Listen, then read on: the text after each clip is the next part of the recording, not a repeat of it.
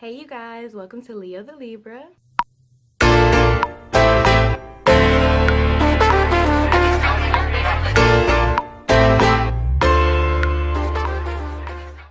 So as you can tell, today we're not in our normal setting, we're someplace different. This is part 2 in the My Friend Dish series. This was around 8th grade. This happened. Me and Dish had been away from each other for about a year. She had moved up to North Georgia, and we were meeting up for the first time in a long time. We had been away from each other, and we were very excited about seeing each other. I was going to be staying at her house for about 5 days because it was the summertime. The routine that me and her had set up, I had a boyfriend and she had a boyfriend. So when we would be talking to our boyfriends on the phone, because she talked really loud, I would usually just go sit in the closet, and this would always be at night. After I was finished talking to my boyfriend on the phone, I would come, get in the bed, go to sleep. So about the 3rd day, we go to the mall. As always, she says, I want to go in Spencer's and try to see if we can find an outfit in Spencer's. Now, she was saying this at the house, and I was thinking the whole time, like, what kind of outfits are we gonna find inside of Spencer's? I was real confused. Her plan, actually, on the low was that she wanted to go to Spencer's to buy a vibrator. To the no. So we get to Spencer's. She goes directly to the wall of vibrators that they have in this freaking store, and I'm just looking at her like, why are you the way that you are? Honestly. I don't want to be a part of this. Like, this is uncomfortable. As I'm walking around, there's these 2 guys, okay? These 2 guys are standing there looking at us, like looking us dead in our face. And I know that these guys are looking at us because we're 2 teenage girls standing by a wall of dildos. So they walk by a couple of times looking at us, and she's like, oh, they must be looking at me because they like me. Why would you think that they like you? Don't you think that maybe this huge wall of finger things is why they're looking at you? She doesn't look at it like that. She tells me, hey, is it possible that you could go over there and get one of their numbers for me? This girl is my friend, you guys. She's my friend. She may be a hoe. She's my friend. I was like, all right, you got a boyfriend, you being a hoe, but I'll go.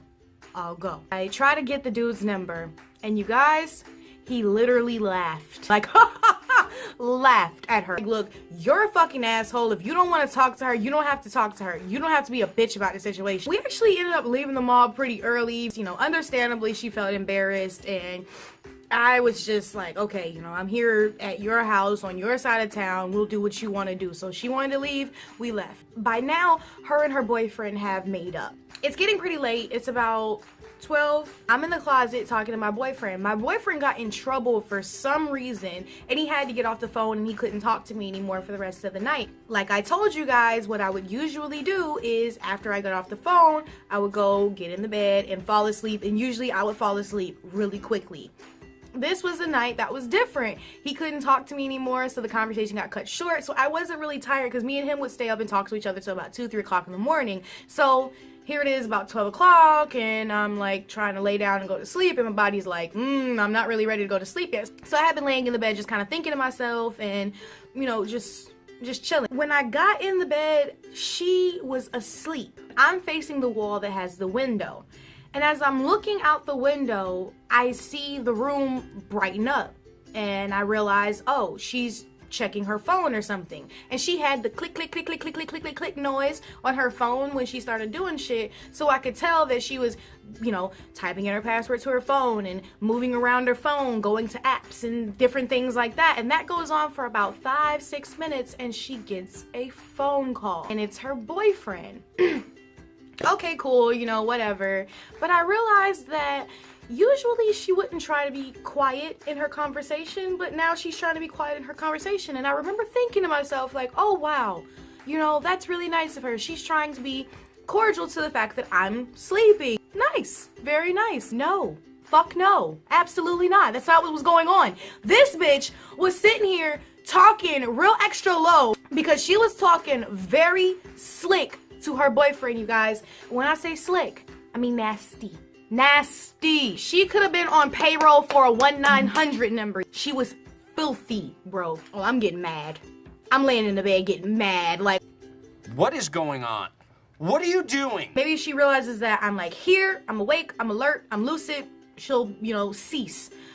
So I kind of like move just a little bit, kind of like shift my body in the bed, and y'all, she don't skip a beat. She put the pillow over her head so that way her voice would be more muffled.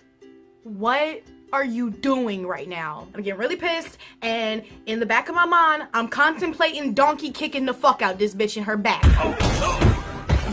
I gotta get out of this bed. I get out the bed, I go to the bathroom. I sat in the bathroom for a little bit, calmed myself down, ran some water over myself, and was like, okay. By now, I've woken up. I've gotten out of the bed. You know that I'm in the bed. You know that I'm awake. You know. So there's no reason why this should continue, so I go back to the room and go lay back down in the bed. She is the reason why I had to stop sleeping in the bed with my friends, you guys. Out of nowhere, I hear, bitch, you better fucking not. You better not. You better not. Hell no. What? Ooh, girl, you must be out your motherfucking mind, shorty. I'm gonna try to let her know, like, yo, I'm not asleep. I'm not fucking asleep. I like kind of like move my foot and kind of like kick her just a little bit, you know what I'm saying? And y'all, she didn't do anything but scoot over to the edge of the bed. How many of your friends come over your house and they end up finding out that late at night you like to have phone sex with your boyfriend while they're in the bed with you? Y'all, I couldn't understand. What about this act is so fascinating to you? The next morning comes and I try to confront her about the situation over breakfast, okay? And I try to do it in a very friendly manner. Dish, whatever you were doing last night, I was very aware of what you were doing, and I think that it was very rude of you to do that while I was laying right there. And you guys, she literally looked at me and was like, doing what? Are you literally so desensitized to it that you don't even know what you're doing anymore? Whatever was going on last night, please don't do that again. You know what I'm saying? Like, please don't let that happen no more. And she just keeps like steady with the, I don't know what you're talking about. Okay, so she gonna act like I imagine this shit, like I didn't dream this shit. Okay. That same night, I'm talking to her and she's like, oh yeah, you know I ended up getting a vibrator, right? Yeah, bitch, I'm very aware. That's what I was talking about this morning. She was like, how do you know? And I was like, because of what happened last night. And she was like, that's what you were talking about? And I was like, yeah. And she was like, oh my God, I'm so embarrassed. I didn't even realize. And y'all, I felt so bad. I was like, hey, look, no, it's cool. It's cool. Don't worry about it.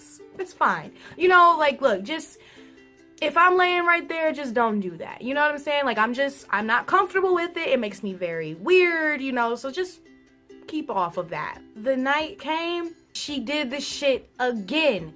And what pissed me off so bad is that I literally would not have known that she was doing the shit again if she had not elbowed me right in my fucking chest, y'all, while she was doing this shit. I was knocked out. I was knocked out sleep. Like, I'm still to this day, like, when I go to sleep, I'm done. I'm out. But y'all, when this happened, she elbows me in my chest and I wake up to and all these mixed fucking sounds because she got this nigga on speakerphone, y'all. What the fuck are you doing right now? What? Why?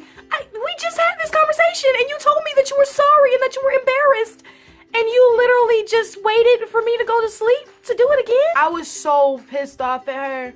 I just called my mom the next morning and told her that I wanted to go home, and me and her ended up not seeing each other for another year. And what makes me so sad is as I go back and remember these stories so that I can tell you guys these stories, I realized that the only reason me and her stayed friends for as long as we did is because up until I was about 17 years old, I was very afraid of confrontation. So whenever these things would happen, I would just go home, or I would just stop talking to her for a couple of months, and then she would hit me up, and then we would apologize or make up for whatever had happened, and then we would go back to normal, you guys. This happened every time up until the last time when I lost my fucking mind on her. So anyway, that's the story about my friend Dish part 2, okay? If you like this video, please make sure that you hit that subscribe button. Also, make sure you give this video a big thumbs up.